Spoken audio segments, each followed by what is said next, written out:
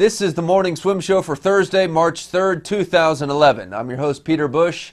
In the Finis Monitor today, we'll talk to Stephanie Rice. She is the reigning Olympic champ in the 200 and 400 IM. Stephanie Rice joins us right now in the Finis Monitor from Brisbane, Australia. Stephanie, it's a pleasure to finally have you on the show. How you doing? I'm well, thank you. It's good to be finally on. How's your shoulder? Not too bad at the moment. I'm about 5 months post-surgery, so it's going well. It's obviously up and down. Some sessions are good, some sessions, I can't really do. So that's a little bit frustrating, but my physio has told me that I'm pretty much going to sort of have this up and down roller coaster, forever now. So it's just about sort of handling it the best I can. So there's a potential that it never recovers to where it once was. Yeah, I think it's never going to be exactly the same as what it is when it's good, but obviously it's so much better than what it was prior to surgery. So I think that's pretty much what I'm really most happy about, is just being able to do the training that I want to do. I think it'll never be 100%, but if I can get it to sit around 95, I'm pretty happy with that. Well, you're swimming fast this year. You have the top time in the world in the 200 IM at 2:12. Obviously off your best, but you're swimming fast. Can you ever swim as fast as you once did? I think so. I think obviously the suits play a little bit of a part in some of the role in terms of time, but I definitely feel like my best times that I did in the laser at Olympics are somewhat achievable in the next couple of years. So that's pretty much the goal for me right now. I mean, we're only early in the year, so obviously there hasn't been too many people race, which is why I'm the fastest, but really happy with the times that I set a couple of weeks ago, and just looking forward to nationals in the next 5 weeks. You were the golden girl after Beijing, but kind of had some roller coaster rides since then. What has been the hardest part since 2008? It was a big learning curve for me after Olympics. I achieved everything that I wanted to achieve, so it was really hard for me to reset my goals and sort of come back well in 2009, just because it was, such a downer after such a pinnacle in 2008. So I reset my goals last year, and I was really ready to swim well again and race well at nationals, but just, my shoulder just gave me too much trouble. So I couldn't race internationally, which was a real shame because I was really looking forward to that. So I think I've got a lot of built-up motivation over the past couple of years, and I'm really looking forward to hopefully making the World's team this year and getting a chance to race internationally again. In terms of your high-profile status in Australia and some of the hiccups that you've had being so well-known there, can you feel like at age 22 that you can act like a normal 22-year-old? Or do you have to be more guarded now with what you say and do publicly? You definitely have to be more guarded. And I think, being a high-profile athlete, no matter, who you are, you have to be pretty aware of the world around you, and just sort of, there are obviously people out there to bring you down and people that want to see you succeed. So I think all in all, I've learned a lot in the past year, and there's obviously been highs and lows, but at the end of the day, I'm pretty happy with where I am right now, and just really looking forward to racing again because it's been so long, and I love racing and I love swimming, so if I can do well at that, I'll be pretty happy. Will you stick with the IM events and maybe the 200 fly? I mean, what events do you think you'll most likely swim in 2012?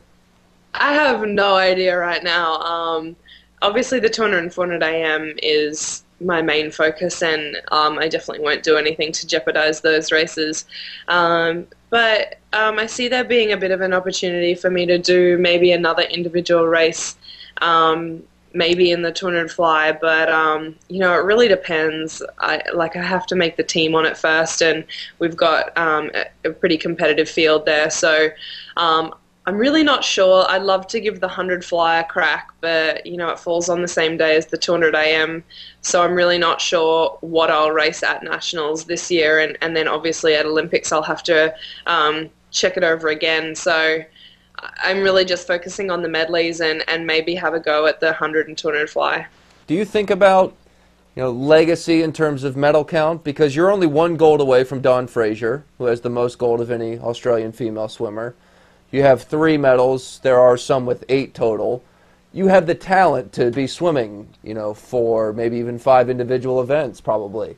Do you think that, maybe I'll try to swim more, even though I don't want to jeopardize the IMs? Yeah, it's a tough call. I think there's very few athletes out there that can do many races and do them all well. I mean, Michael Phelps is a phenomenon, and he managed to pull it off fantastically in Beijing. But, there's been other people that try and do that and just can't really get away with doing them all and end up jeopardizing the ones that they do have a good shot at. So I wouldn't want to do that, and I think, I have to keep focused on the races that I enjoy racing the most and I have the best chance in. So, I really can't tell. I'd love to be able to do it, another race to give myself another opportunity, but at the same time, if it doesn't fall well in the program of events, then I don't think I could do it. Were you at all instrumental in getting Libby Trickett to come out of retirement? No. To be Well, honest, I know you want to win. I know you want to win gold medals on relays, and she's a big part of that. So. Oh yeah, no, for sure, definitely. But I guess the only relay opportunity I have is the 4x2 freestyle, which she doesn't do. So. Not if you swim the 100 fly. Yeah, she does do the 100 fly. So yeah, we're obviously competitive in that event. So, I mean, it was kind of nice that she wasn't there for a while, but now she's come back, so I have to try and beat her again this year.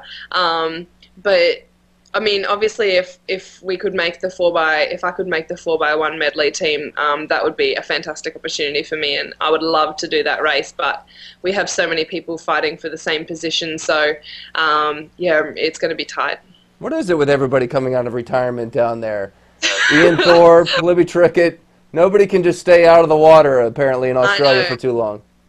I know, it's incredible how many people have said that they're making a comeback. So it'll be interesting to see actually who actually does make the comeback and who is just talking about it and who can prove themselves. So, I mean, if any of these people do come back, it will be a fantastic addition to the Australian team just because they're so experienced, and it'd be great to have them on. So I think everyone's encouraging it. Speaking of the Australian team, in 2007, you were good, but you weren't, the best in the world by any stretch. I mean, 440, 441 in the 400 IM, and then the next year you win the gold medal. Do you see someone in Australia can give us maybe a little insight into someone who maybe is at that level? They're kind of young. They're ready for that breakthrough. Geez, you didn't give me much time to think about it, but I don't know. I think at the moment there's not a lot of young new people on the team. Everyone's sort of already made the team maybe once or twice. I do see a lot of people actually that probably will make the team this year round that I think will do well. I think Yolande Kukler is going to swim fantastic, and she's obviously a great talent. And I think there's a few young people as well, Tessa Wallace in the breaststroke. So, yeah, I mean, there's a lot of new people that have seemed to have made the team in the last year that are just, swimming fantastically.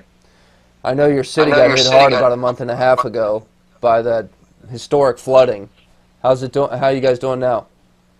We're all right at the moment. Obviously, Queensland is still trying to clean up the area, which has been a lot of work, and I think a lot of businesses have really suffered. But for me personally, I didn't really suffer so much where I'm living at the moment, which I was very lucky for. But yeah, there's a lot of people around us that are really hurting. Yeah. Coming to the States anytime soon? Hopefully we'll be over mid-year before Worlds to do a training camp and do the Santa Clara meet again. I did it in 2009, loved that meet, so hopefully I'll be back soon. Yeah. Well, if you're in Arizona, if you guys do a training camp in Flagstaff, we'll come up and see you. Yeah, that'd be great. All right, thanks for joining us. That's okay, no worries. All right, that's Stephanie Rice joining us in the Finis Monitor from Brisbane, Australia. And that is it for today's show. I'm Peter Bush, reminding you to keep your head down at the finish.